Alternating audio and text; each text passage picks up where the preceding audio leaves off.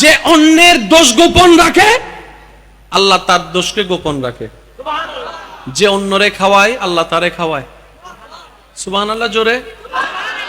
যে অন্যের ইজ্জত হেফাজত করে আল্লাহ তার ইজ্জত হেফাজত করে। যে অন্যের প্রশংসা করে আল্লাহ তার প্রশংসা বাড়িয়ে দেয়। যে অন্যের জন্য জীবনের রাস্তা সহজ করে দেয় আল্লাহ তার জীবনের রাস্তা সহজ করে দেয়। মনে রাখবেন, আপনি প্রত্যেক জনের জন্য করবেন এই নিয়তে, সে আমার কেউ নয়, সে আমার রবের বান্দা। এর চাইতে বড় পরিচয়ের দরকার নাই। সে আমার রবের বান্দা। এটা আমার বউ হোক, এটা আমার স্বামী হোক, এটা আমার ভাই হোক, এটা আমার বোন হোক। মনে রাখবেন, সইবেন যত পাইবেন তত। এই সূত্রটা মাথায় এবং মনে বসাই ফেলতে পারলে আপনার জীবন অর্ধেক সুন্দর হয়ে যাবে ইনশাআল্লাহ। সইবেন যত পাইবেন তত। আল্লাহ তাআলা সৃষ্টি জগতে আমাদের নবীকে যে পাওয়ার, যে সুযোগ দান করেছেন, এমন সুযোগ আর কাউকে। কেমন দয়া করেছেন দেখেন, আঙ্গুল তুলেছে, চাঁদ 2 ভাগ হয়ে গেছে। আমার মনে হয় আওয়াজটা আর একটু বড় হতে পারে। শুয়ে আছেন, আরাম করছেন, গাছ এসে নবীকে সালাম দিচ্ছে। সাহাবার সাথে পথ হেঁটে চলছেন, পাথর নবীকে সালাম দিচ্ছে। আর একটু জোরে বলেন না। যার ঘরের ডিউটি আল্লাহর হুকুমে পালন করেছেন ফেরেশতাদের সর্দার জিবরাইলের মতো ফেরেশতা, ওই নবী বলে তায়েফে গিয়ে আঘাতের শিকার হচ্ছে। ওই নবী বলে 3 দিন খাবার পাই নাই। এটা তো কথা মিলে না। যার ঘরে জান্নাত থেকে খাবার আসে। সুবহানাল্লাহ জোরে বলেন না। আচ্ছা, নবী যদি একবার বলতেন, আল্লাহ 24 ঘন্টায় 5 বার জান্নাত থেকে তুমি দয়া করে খাবার দাও, দিতেন না? নবী চাইছেন? কেন চান নাই? শুনেন, সত্যিকার পাওয়ারফুল কে জানেন? যার কাছে ক্ষমতা থাকার পরও ক্ষমতা দেখায় না, পাওয়ার থাকার পরও পাওয়ার দেখায় না, সে হচ্ছে সবচেয়ে পাওয়ারফুল, আসল পাওয়ার, আসল পাওয়ারফুল। আর যে বলে 5 টাকা বাঁচানোর জন্য, ওই সিনস আমি কে? রিকশাওয়ালারে 5 টাকা না দেওয়ার জন্য, এই সিনস বেটা আমি কে? রিকশাওয়ালা হদ্দে বালা 5 টাকা বাঁচাই ফেললে যে নিজের পরিচয় বেছে, তুই হন্ডিয়ার হন চিনি ফেলাই। হঠাৎ করে বড় লোক হইলে এখন নিচে মেডিনা ভাই বন্ধুরা নসিনে। আর যারা জাত বড় লোক, সিটিংয়ে বাসারি জাত বড় লোক, দাদা কোটিপতি, বাপ কোটিপতি, আসল কোটিপতি যারা, ইতারা সাবেন বিনয়ী আর ফিন্দি বোধ নর্মাল টলমাল। আর যারা হঠাৎ করে কোটিপতি ইতারা ওই অন্ধ কোট ফ্যান টাইপ মাথা না বাজি এন্ডাস্ট্রিতে তাইলে হবে না, এই প্লাস্টিকের চেয়ারে আমি বসতে পারি না, জোর হনা বাজি সিটিংয়ে বাসাত হতে হঠাৎ ফাইয়ে দে দাম নাই। মানুষের আর মানুষ মনে করে না বাজি, জোর হনা করে না মানুষের আর মানুষ মনে করে না। আর যারা জাত বড় লোক ইতারা চাইবে বেটা বিনয়ী, এই বিনয়ীর হারণে ইতারা আল্লাহ বড় লোক বানাইয়ে দেয়। হত অহংকারীর অহংকার শেষ হয়ে গিয়ে মেরির তলে গিয়ে গুই। মনে রাখবেন ভাই, ওয়া ইবাদুর রহমান আল্লাযীনা ইয়ামশুনা আলাল আরদি হাওনান, যে যত বিনয়ী হতে পারবে তে তত নিয়ামতের অধিকারী হতে পারবে। সুবহানাল্লাহ। আল্লাহর নিয়ামত যদি আমাদের সত্যিকার চাওয়ারই হয়, আমরা যদি সত্যিকার মালওয়ালা হতে চাই দুই জগতে, আমাদের বিনয়ী হতেই হবে, এছাড়া দ্বিতীয় কোনো উপায়। ভাই একটু জোরে বলতে হবে, দ্বিতীয় কোনো উপায়। আমাদের কাজ ক্ষমা করে দেওয়া। দুশমনকেও ক্ষমা করতে পারবেন ইনশাআল্লাহ? কে কে পারবেন হাত তুলে দেখান। আল্লাহকে খুশি করার জন্য কে কে পারবেন ক্ষমা করে দিতে এই মুহূর্তে? মন থেকে আপনাকে যে কষ্ট দিয়েছে ইচ্ছাই অনিচ্ছাই, যে আপনাকে উপর জুলুম করেছে, মন থেকে মাফ। একজন এনজয় করতে যায়া ওই গিয়া করছে, জেনা করছে, 6 দিন পরে উনি যে এইডস রোগে আক্রান্ত হয়ে গেছে। এগুলো কখনো এনজয় হতে পারে? এনজয়, সুস্থ এনজয় কখনো হতে পারে না।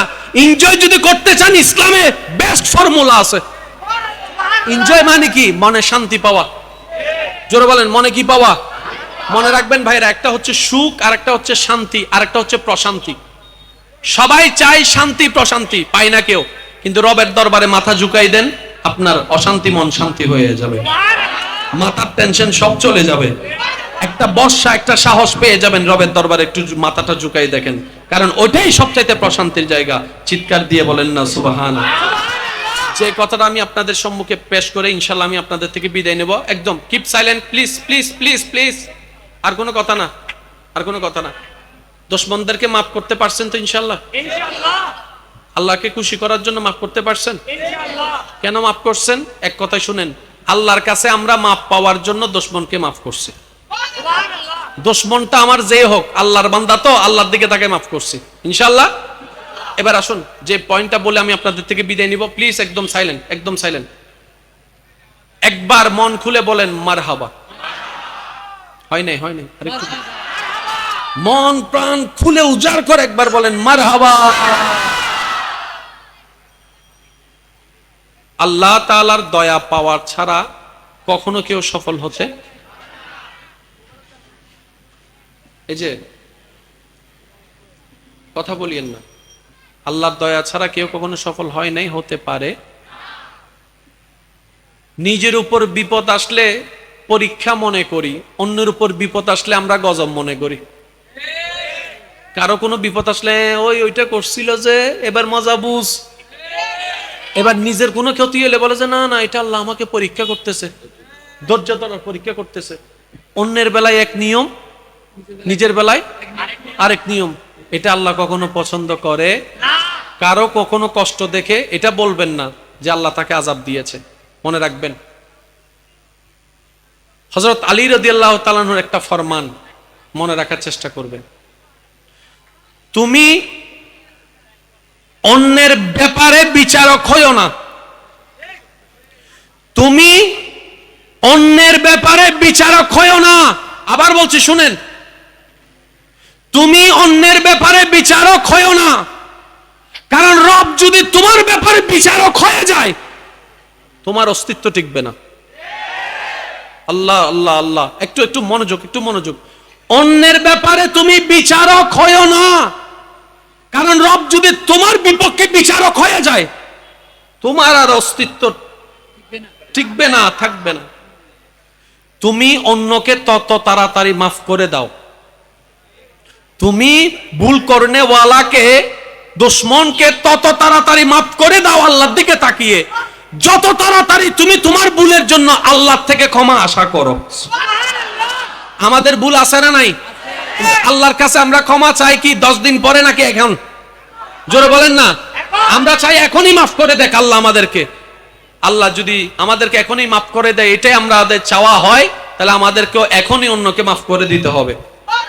আর এই সব হিকমত আল্লাহ করেছেন শুধু একমাত্র নবীর উম্মতদেরকে জাহান্নামী থেকে জান্নাতি করার জন্য। বলেন সুবহানাল্লাহ। কেন? হক্কুল্লাহ হক্কুল ইবাদ। বেশিরভাগ মানুষ আমরা আটকে যাব হক্কুল ইবাদের মধ্যে। আল্লাহ এমন সিস্টেম করেছেন, তুই তারে মাফ করে জান্নাতে যা, তুই তারে মাফ করে জান্নাতে যা। এগুলো সবগুলা কার দয়া?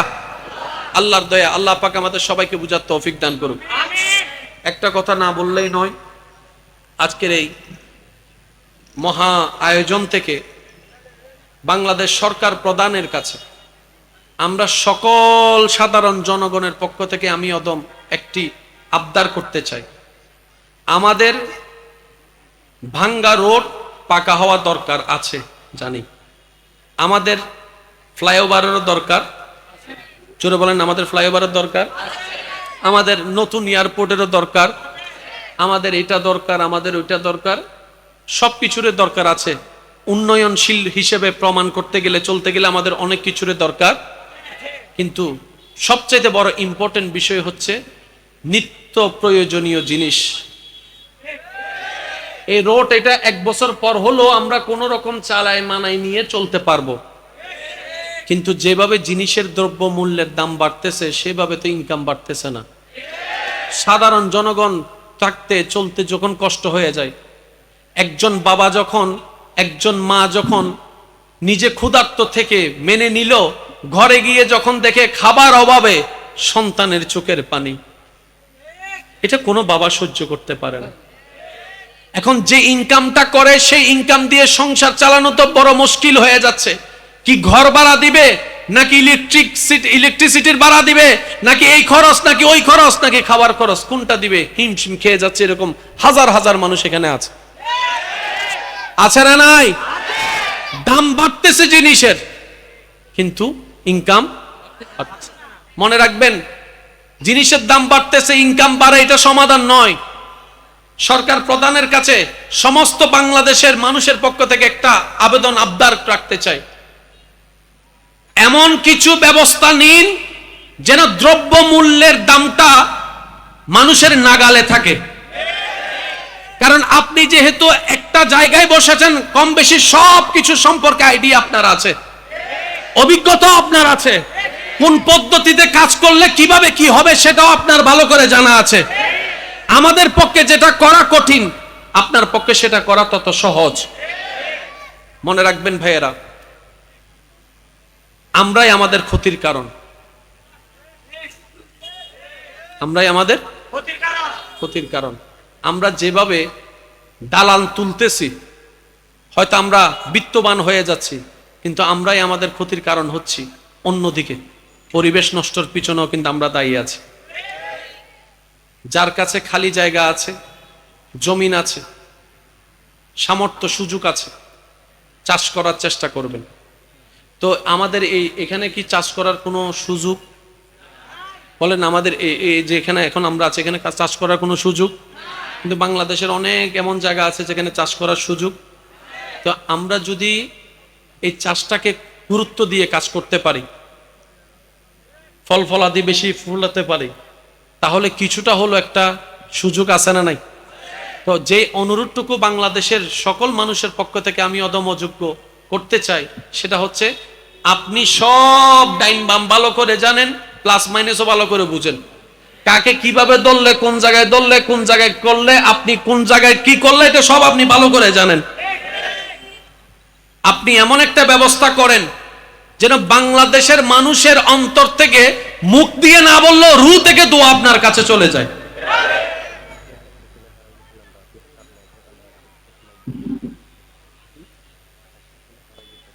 কাগজ দিয়ে লিখে দেয়। আপনি যেভাবে বলতেছেন আমি তো ভয় হয়ে গেছি পিছন থেকে। কি নাম? কি নাম? রাজীব হারাই গেছে। বয়স কত? 8-9 বছরের রাজীব।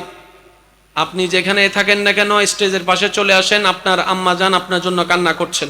আর কেউ যদি দেখেন এরকম কোন ছেলেকে, একটু আশেপাশে খেয়াল করে দেখেন, জিজ্ঞেস করে দেখেন রাজীব নামের কেউ যদি পান, এদিকে স্টেজের পাশে নিয়ে আসেন। একবার বলেন মারহাবা। এবার সত্যি করে একটা কথা বলেন, আমাদের উন্নয়নের দরকার, আমাদের ফ্লাইওভারের দরকার, আমাদের টার্মিনালের দরকার, আমাদের সবকিছুর দরকার। এটার চাইতে বেশি দরকার দ্রব্য মূল্যের জিনিস, চাউলের দরকার বেশি, তরকারির দরকার, এগুলো প্রত্যেক দিন লাগতেছে। তা আমি সরকার প্রধানের কাছে অনুরোধ করব, আজকের এই সমস্ত বাঙালি জনদের পক্ষ থেকে আপনি এমন একটা ব্যবস্থা করেন যেন রূহ থেকে আপনার জন্য দোয়া আসে। আল্লাহ পাক আমাদের সবাইকে কবুল করুক। আর যাদের কাছে খালি জায়গা আছে, আপনারা চাষাবাদের দিকে একটু মনোযোগ দিবেন। ও যে কথাটা বলতে চেয়েছি, দিন দিন পানির লেয়ার বাড়তেছে না কমতেছে? আর একটু জোরে বলেন। ঢাকা শহরে যাই দেখবেন পানির লেয়ার। এটার কারণ কি জানেন? এই পানির লেয়ারের অর্ধেক জায়গা ফিল আপ করে বৃষ্টি। তো বৃষ্টিটা যখন উপর থেকে পড়ে মাটিতে যায়, মাটি তখন চুষে নেয়। মাটি তখন কি করে? ওই মাটি চুষে ওই পানিগুলো আবার ভিতরে চলে যায়। কিন্তু আমরা এমন ভাবে কনক্রিটের শহর বানাই ফেলছি, ওই মাটিতে আর পড়ার সুযোগ, যার কারণে মাটি আর পানি নেওয়ার সুযোগ, ওই পানিগুলো ওখানে নষ্ট হয়ে যাচ্ছে। সেজন্য এই জিনিসটা আমরা একটু মাথায় রাখার চেষ্টা করব। যারাই দালান বানবেন, এমন একটা জায়গা রেখে বানবেন এখন থেকে। এটা আমার একটা অনুরোধ। যদি আমরা একে অন্যের ভালো চাই, অন্তত মাটিয়ে যেন পানি পায়, ওই বৃষ্টির পানিটা যেন মাটিতে পড়ে ভিতরে যাওয়ার সুযোগ পায়। কারণ যেভাবে দালান হচ্ছে, যেভাবে রোড কনক্রিট হচ্ছে, এইভাবে পানির ভিতরে যাওয়ার কোনো সুযোগ। আল্লাহ পাক আমাদের সকলের হাজিরি কবুল করুক, আমিন। আমার কোনো কথায় কাজে কষ্ট পেয়ে থাকলে ক্ষমা সুন্দর দৃষ্টিতে দেখবেন। একটা ফরমাইশ ছিল, ওই ফরমাইশটা আদায় করে আমি আপনাদের থেকে বিদায় নিব। কারো জবান যেন চুপ করে না থাকে এবং আপনার সাথে সাথে পড়ার চেষ্টা করবেন। নূরওয়ালা नूर लेकर सारे आलम में ये देखो कैसा नूर छाया है। अस्सलातु का या रसूल अल्लाह, अस्सलातु अस्सलामु अलैका या सरकार की आमद मरहबा, सरकार की आमद, हुजूर की आमद, पुरनूर की आमद, मरहबा मरहबा या मुस्ताफा, मरहबा या मुस्ताफा। সবাই সবাই अस्सलातु अस्सलामु अलैका या रसूलल्लाह, अस्सलातु अस्सलामु अलैका या। যার যত শক্তি আছে ঈমানে আওয়াজ একবার বলেন সুবহানাল্লাহ, এবার বলেন আলহামদুলিল্লাহ, এবার বলেন লা ইলাহা ইল্লাল্লাহ। এবার সবাই বিক্কার দুই হাত তুলে ঈমানি গর্জন দিয়ে একবার বলেন আল্লাহু আকবার, আল্লাহু আকবার, লা ইলাহা ইল্লাল্লাহ, মুহাম্মাদুর রাসূলুল্লাহ সাল্লাল্লাহু আলাইহি ওয়াসাল্লাম। আপনারা শেষ পর্যন্ত থাকবেন।